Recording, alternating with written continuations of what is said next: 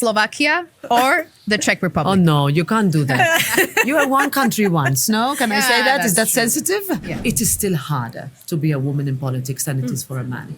It is harder for a mother to be in politics. I am actually the parent all four of them call when something is needed. Tu je Veronika a Danuše a naše duo z Bruselu. Podcast Duo z Bruselu vznikol s podporou europarlamentnej frakcie Renew Europe. Welcome to the new episode of the podcast Duo z Bruselu, which is in English because we have a very, very distinguished guest, the President of the European Parliament, or as my team calls you, the Queen. Oh, really? Yes. We have Roberta Metsola with us, and we're very thankful because you're not just our president, but very much an inspiration. And I think not only to women, but also to men. So welcome. Thank you for having me. Thanks. Welcome, Roberta. We have prepared short questions for the beginning. Are you prepared? I hope so. I hope I won't disappoint. Thank you for having me. It's a great fire rapid privilege. response. Yes. Sure. So shall we start? Yeah. Okay, so what is your favorite EU city and why? Ooh, I would say my own capital city. I'm biased here. It's Valletta. And not only because I grew up as a student in politics, in protests, in rallies, in seeing a city that is a very true European one, but also because it's truly beautiful. And if you haven't visited, I would ask that you do. Yeah. I've been to both your capital cities, so. Okay, so we will do. We'll have to catch up.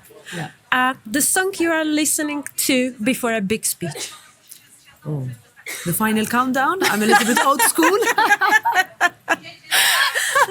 That's a good answer. That's a good answer. Good answer. That was actually Yeah. the song that my husband was walking down the aisle to. Oh, really? That sounds a bit ominous. Yes, we'll As see he how was that walking goes. down. Absolutely. We'll see how that turns out. So if you weren't a politician, what would you be doing? Well, I love movies actually, and I just had the possibility to meet with film productions in Europe and how important Europe is for the film and movie industry. So probably I would be involved in something like that. Except that, of course, I graduated as a lawyer, and growing up, probably my mother would have told me to do something else. But by now, I think I would have found my own path. Okay. You'll be ready. What's your guilty pleasure? Oh, crisps. Wow. Crisps. Good one. Okay. I And what eat is a your- lot of salty snacks. That's my guilty pleasure. And what is your hidden talent? Ooh, I don't know. We know many of If your... it's- Yeah, we know all the talents, Outside talent? but the hidden ones, we I don't know. I can't really answer that. Perhaps Maybe you beautiful sing? Or No, I can't sing. No, I can't sing. Can you sing, Danusa? I can. You can? Well, no. I think we even have been singing together here. Yeah, but we sing horribly. Okay. That's, I'll judge that. Shall we do that? We don't have that much I feel time. like, Brussels got talent for you. Brussels got talent. And I try to write. I spend time putting my thoughts on paper, but that's not really a talent, but it's something that I spend a lot of time doing. Okay. Yeah.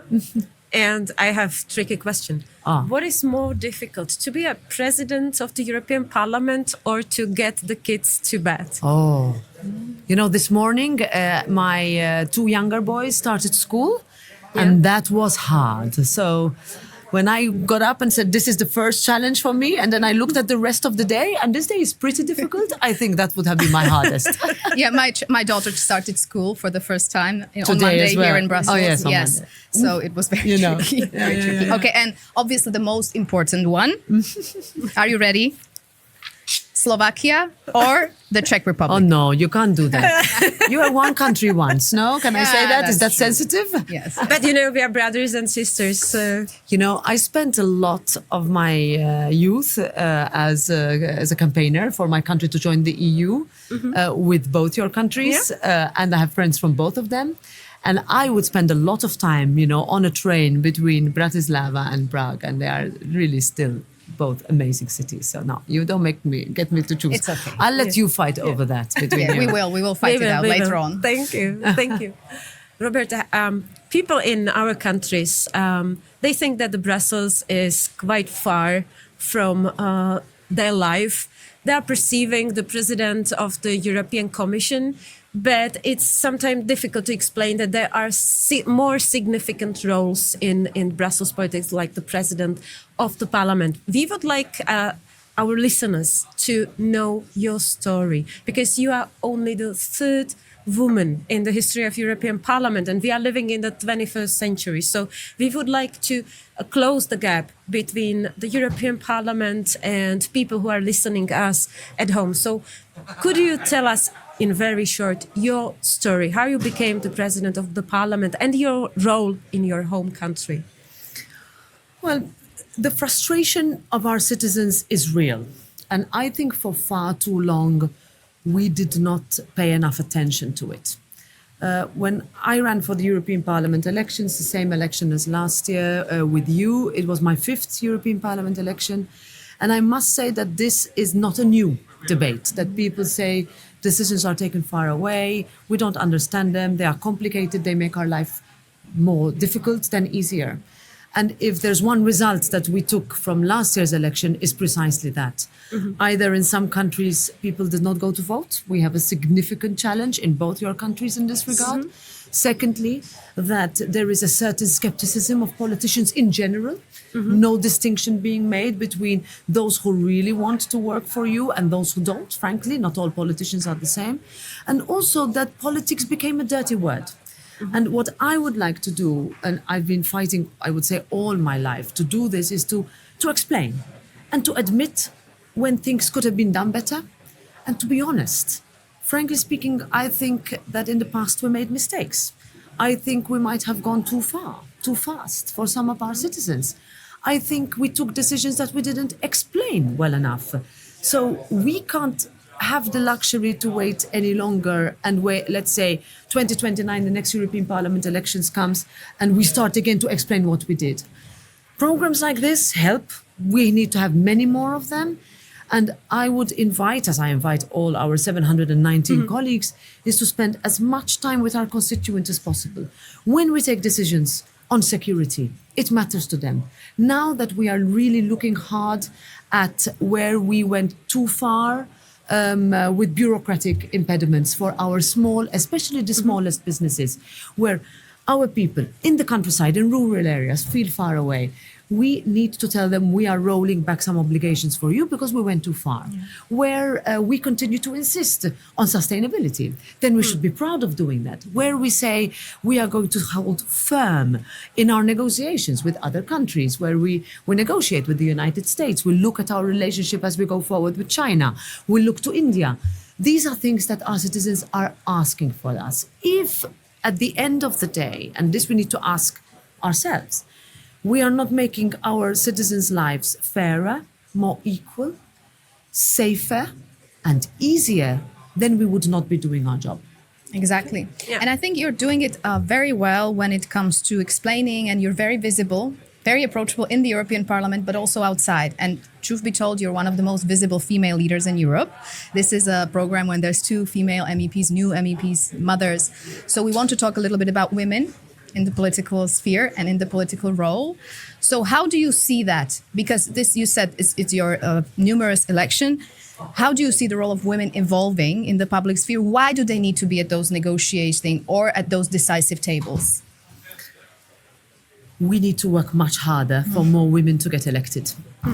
I don't believe in false mechanisms to get women elected. We need to have more female candidates and we need to make it easier. It is still harder to be a woman in politics than it is for a man. It is harder for a mother to be in politics than it is for a father, if I can say this. Why? Well, you're the mother of 4 boys. As the mother of 4 boys, I think it is significantly harder for me than it is for my husband. Why? Because society expects everything from us. Now, I am lucky in my family that my husband shares equally the tasks of making sure our boys are well brought up, all 4 of them, but it is not easy. It is also harder to be a woman in politics online. The attacks on women, and let's face it, this is not only in Europe, it's not only in your countries, it's everywhere. Now, how do we combat that? We need to help. I would not be here, and you would not be here, if women before us did not fight for us. And we need to fight for women who come after us to find it easier, or at least want to be politicians, to have a career in politics. where it would be easier to have a career in other fields. What does that mean? That we need to never let go of our principles, not to be afraid, to be a little bit easier on ourselves. We tend to make it hard. We focus on those things that don't work rather than those things that we are successful at.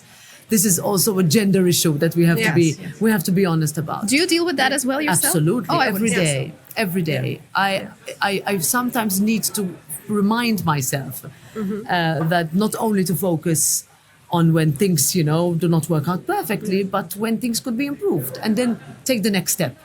There is a saying in my language, when you fall, you need to be able to get up again. Yeah. And that is a story for all of us. Yeah. My worry is that we have younger women, and I spend a lot of time, and I would encourage you to do the same, to go to schools, to speak to young girls who look at us as their role models, as something they could aspire to be, but also be honest that it's also difficult for us in our daily lives, in our daily jobs. But my wish is that for at least in every class of girls I meet, and boys, there are a number of them who say, I want to do politics when I grow up. It doesn't have to be big. It could be in a local community. You could work for your organization. You could find a project that you want to push in your village, in your town, could be anywhere. Europe is the best for that everything is local. Yeah. But fight for it, because if you don't, you will maybe not like what those representing you are doing. Yeah. Secondly, we need more women to vote. We have a specific challenge in that regard in many of our countries, that women have felt successively, perhaps even now regressively, that no one represents them well enough. We need to fight that perception and counter it. And we can only do it with women representing them. Exactly. But still, being a woman in politics, you have to balance. Because you would like to be present at home with the kids, but on the other hand, you would like to be really in the work and to do all the things as a man. So how do you balance this? Look, because we are trying to inspire young women here. We are trying to encourage them to enter the politics, and we are trying to explain them that it's manageable, both of those roles. Our lives are not easy, right? Yeah. When we are in Brussels, we work all day and sometimes all night when we are drafting legislation. When we are at home, we are working in our constituency and meeting people who elected us. But what I have learned, perhaps it took me a long while to learn, is that you cannot feel guilty all the time. Us women tend to, and especially mothers, when we are in a situation at work, we worry about what's happening at home. At the moment, I know, because my son has an exam at 4 p.m., that I know that I have to make sure that he gets there on time and hopefully passes this exam. But when I'm at home, I then worry about what could be happening at work. I've learned to overcome that. First of all, by doing the best I can. Mm-hmm. And if I can sleep at night, by saying, I've done the best that I could. Maybe I could have done better. I'll try tomorrow. But it's manageable, and our children get used to it because they know that their mothers are doing a job. May I interrupt? So how do your boys see you how do they see your job? Do they just accept it as it is, or do they think, because my children are 3 and 6, so they're very small, but they think that everyone works in the parliament? Yeah. Like all the mothers do. That's a good thing. That would be good. Yeah, I know. Well, I think they are used to it, especially my big ones. So I have an 18-year-old and a 17-year-old. Those have always known me in politics. They've seen me lose elections, and they've seen me win elections. Mm-hmm. And that's a big lesson in politics, to recover from a loss, even when it's devastating, especially if you come close. There was one particular election, I came very close to being elected. My younger ones, for them it's harder, because of course they have their friends, and sometimes there are times when I'm present, sometimes when my husband or my mother is present, or grandma is present. But I explain to them that this is something that I need to do, and that I will take every opportunity, and I always try to be there where they sleep, to be present. And I am actually the parent all 4 of them call when something is needed. And I take that, I would say, as a badge of honor. I'm proud to do it. I was just saying that with all your accomplishments, I them. think this is the biggest one. As you can see, right I have now. my phone here. I have In a case- special ringing tone for all of them. When they message, especially the big ones, I know I have to answer immediately. Amazing. Yeah. Okay, so But- this was very inspirational. But I think that we just omitted one topic, and those are the men, because the men need to be the part of this change, because we need to share all the duties at home with men. So how it is in your case? My husband is from Finland, and I am very, I would say, happy that first of all we met in politics. So he was also involved in politics when we were young. He also ran as a candidate for this parliament in one So he specific knows. election. He knows, and he's understanding, and he understands that there are days when I'm at home, and there are days when I'm not. He also has a job, which means that there are days when he's at home, and there are days when we are not. Our answer is good organization. And that means that we have calendars that are very inflexible, Sharing which is a bit calendars, difficult in politics, but that's the only way we can manage to be as organized as possible. Of course, when there is illness, when there are accidents, things happen, but most of the time we cooperate very well. So as you said, the mom guilt sort of, you deal with it, but you try to overcome it, and year by year it's easier, which is good news, at least to me. But do you have any other kind of advice for the young women mostly, but also for men, for whoever listens to us? If they want to enter politics, what should they do? What should they concentrate on? What should they not do? What personality traits are for you the key to be as successful as you are, which is very successful? I think it's identifying what you wish your representatives to do, and then come to the conclusion that perhaps you can do it better than them. And you will fight to make sure that you deliver.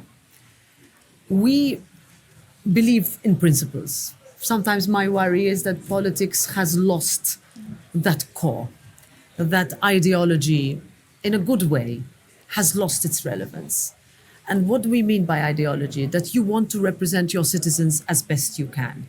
We sit here in Parliament and deliver every day to make our citizens' lives, those we represent, those who voted for us, even those who didn't, better. If we weren't doing that, we wouldn't be shouldering the responsibility that has been placed on our shoulders. And what I have learned, perhaps the hard way, because sometimes it was not the majority way or the popular way, is to never give up on what you believe in. And if you believe in something, even if your representatives perhaps have a different opinion, they will respect you for being coherent and consistent. For me, coherence and consistency are key. People do not want their political representatives to move with what they believe to be the thought or the majority view of the day. They have voted for you because they share your ideas and your principles, and they trust you. You cannot betray that trust. Our citizens put us where we are, and our citizens remove us from where we are. And that is something that we have to keep at the fore of everything we believe and do every day. And that's the utmost democratic principle, right? We get the results from our voters, and That's tell true. us how we do. That's true. And one final question. What message would you like to leave to our listeners? Very short one. I would say do not give up. That Thank if you. you believe in something, fight for it. Thank you. Thank you very much for being here. We really Thank you. appreciate it, and we wish you a great day. And I we wish hope you all invite me the again. anytime all the you best. can come every month if you have time. And all the best. My to your guys are son. going to be very happy. The guys are very upset right now with thank me. you. But Thank I'll you talk to very them. much. And Thank all you. the best of luck to your son on the exam. I I'm hope going to it message all him. I'm goes looking well. at my phone right now. Yeah, okay. Thank you. Thank you. Thank you very much for listening and watching. And please leave us a comment, subscribe, share, and just be with us. Thank you.